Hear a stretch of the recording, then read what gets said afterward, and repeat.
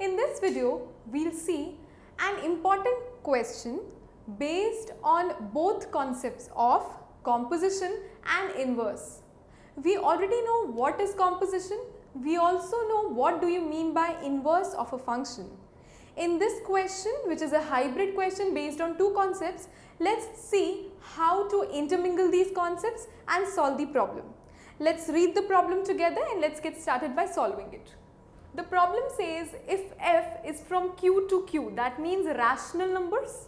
Now fx is given to me as 2x, gx is given to me as x plus 2. I have to find the value of something written here.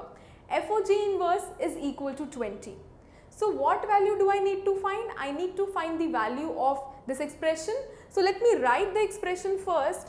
FOG inverse is equal to 20. This expression is given to me. Now we know, according to the property and theorems that we studied earlier, that this expression can be a bit changed. What do? We make it G inverse OF inverse. It means what? Whatever is written in the second place comes at the first place. What is written in the first place comes at the second place. And rest remains same. You write the bracket, you write is equal to 20.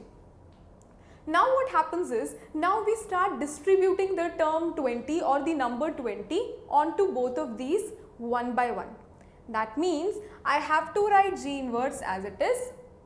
Then I write O F inverse 20 and I need to compute the value. Now F inverse 20 is what? From here fx is equal to 2x. That means we studied something in the concept of inverses, that if I have been given plus, inverse will make it minus. If I have minus, inverse will make it plus. If I have multiply, inverse will make it divide. If I have divide, inverse will make it multiply. So in this manner, what we see is, we see that we already have multiply. So multiply will become divide. Multiply becomes divide. That means 20 divided by 2 will give me 10. So my expression changes to G inverse bracket 10. Why 10? Because by solving the whole of F inverse 20, I get 10. Now the question isn't solved completely. There is something still left.